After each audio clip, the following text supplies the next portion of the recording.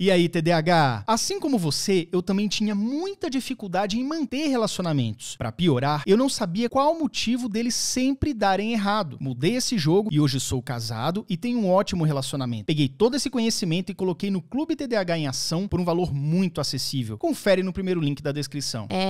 O maior, né, medicação receitada por clínicos é benzodiazepínicos e a menos receitada por psiquiatra. Né? Então, assim, por quê? Né? Porque é como se eu não tratasse o problema, mas sim a causa, ou sintoma.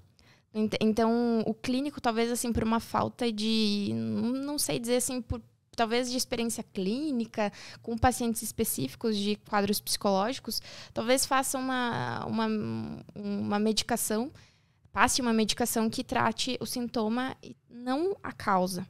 Ou seja, você é enxugar gelo, né? Exato. E aí, o que acontece? Se eu coloco uma medicação, né, por exemplo, um ativador cerebral, né, em pacientes com bipolaridade, meu Deus, eu vou criar um quadro ali de uma hipermania e isso vai gerar uma ansiedade, eu posso prejudicar muito esse paciente. Pode vir até ele querer se mutilar, um negócio assim, né? Autoextermínio, de repente. Exato. Né? Ou seja, você que tem um quadro, uma suspeita de bipolaridade, é interessante que você vá num bom profissional, tome uma medicação certinha, né? Não vá vacilar e fazer coisa errada, né? Eu acho que a bipolaridade, ela também tem uma questão de tá muito ligada a algum diagnóstico equivocado, às vezes até confundido com TDAH. Eu conheço alguns TDAHs que são até conhecidos nas redes sociais, que na verdade são bipolares, ou tem os dois. O que você acha disso? Também, no curso de regulação emocional que eu fiz recente, eles comentam que é bem possível ter comorbidade. Então, na bipolaridade, ter TDAH junto. Tá? Então, assim, é possível ter... e as probabilidades são altas disso acontecer. Outro confundidor, né, que acontece é, por exemplo, eu pegar um paciente com bipolaridade tipo 2, que está num quadro de depressão maior, e olhar só para esse recorte e tratar como depressão, e não como bipolaridade. Né? E aí, nesse caso, eu faço também um equívoco, né, na medicação e posso gerar outros sintomas. Então, é bem possível, né, essas trocas, e pode existir comorbidade. Então, ter a apresentação de dois transtornos no mesmo indivíduo. É comum. É que realmente eu já vi muito desse negócio. Como eu lido com o TDAH direto, o pessoal fala, também é bipolar, Tipo assim, eu acho que a bipolaridade, pelo menos na impressão, tá? Talvez estatisticamente não seja assim. Ele tá mais ligado ao TDAH, a bipolaridade associada ao TDAH do que a própria dislexia, por exemplo, que é uma comorbidade comum também, né? Não, e se a gente pega o DSM, lá tem série de comorbidades que aparecem, né? Então, assim, para sempre fazer esse diagnóstico diferencial, assim, entender, será que não não tem uma comorbidade? Investigar e fazer uma série de investigações. Só que o que acontece ou fazer uma leitura rasa do caso, até dos psiquiatras, ou ir para o clínico. E aí o clínico talvez não tenha essa bagagem, né, teórica. E é importante que eles, né, façam a leitura desse caso pela visão ateórica, sem teoria.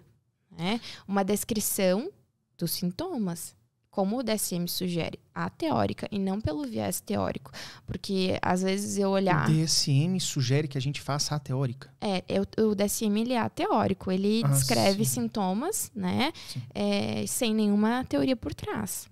Ele é ateórico. E essa leitura não seria ruim para o profissional que não é qualificado? Do tipo assim, ele tem uma bipolaridade que leva a uma ansiedade. Aí o clínico, ele vai, você tá ansioso, então toma isso aqui. E aí dá aquele defeito que a gente falou, aquele problema que a gente falou, que ele vai tomar um negócio errado e vai ter um problema. Não falta, então, um pouco de entendimento, na sua opinião, sei que você não é médica, mas do tipo assim, não, cara, essa ansiedade não tá muito normal, talvez seja outra coisa, eu vou encaminhar. É uma coisa assim, tá faltando. Sim, tá faltando. E também investigar as outras variantes, né? Então, assim,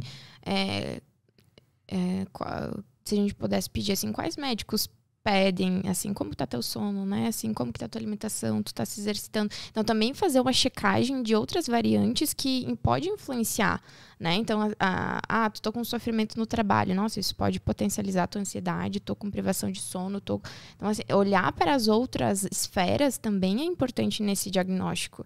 Então, eu não partir só da descrição do paciente e dialogar com o psicólogo, o psiquiatra, dialogar com o psicólogo é super importante. Entendi. Bacana. A bipolaridade é o principal transtorno que você trata atualmente nos seus pacientes? Qual que você acha que é o que mais aparece? Hoje, eu digo que eu tenho mais traços de personalidade do que transtornos fechados. Por exemplo? Então, por exemplo... traços de ansiedade generalizada, transtorno de ansiedade generalizada, que ainda não se enquadram num transtorno. Por quê? Porque ainda com as técnicas e com a reestruturação cognitiva estamos conseguindo ter remissão dos sintomas. Se, em algum momento entendêssemos que a paciente não está conseguindo fazer remissão dos sintomas, pela técnica somente, a gente cogita a hipótese de fazer uma avaliação com o psiquiatra. Tá. Então, assim, hoje a gente leva um tempo ainda para fechar. Então não precisa nem colocar direto o psiquiatra na jogada. Você vai tentando... Porque eu acredito que a ansiedade, ela... Não sei se o TAG por si só é assim. A ansiedade, ela é um sintoma que ela é muito por conta de circunstância. Do tipo assim, se você muda o ambiente, você tira a ansiedade do paciente, né? Não é uma coisa assim, nossa, ele acorda e dorme com ansiedade. Às vezes a gente tira... Quando a gente fala de regulação emocional, a gente pode falar numa estratégia focada no problema, que é realmente tirar o estímulo, né? Então, eu mudo o ambiente, eu reduzo a ansiedade. Tem algumas estratégias que talvez a gente não vai conseguir mudar, né? Por exemplo, se a pessoa tem ansiedade com cachorro, eu consigo tirar todos os cachorros de todos os contextos? Não. Então, nesse caso, não tem como eu trabalhar a emoção focada no problema. Eu tenho que ir para outras estratégias. Por exemplo, a dessensibilização sistemática. Então, a forma como eu vou intervir frente à emoção, frente à ansiedade, vai ser de acordo com as possibilidades, né? Assim, será que eu consigo tirar esse estímulo de todo mundo? Não, né? Por exemplo, o cachorro não. Então, essa é uma estratégia que para esse paciente, para esse caso, eu não posso usar. Qual que é a outra? É essa. Então, eu também tenho que entender quais são as estratégias de regulação frente àquela emoção. Nem todas se aplicam.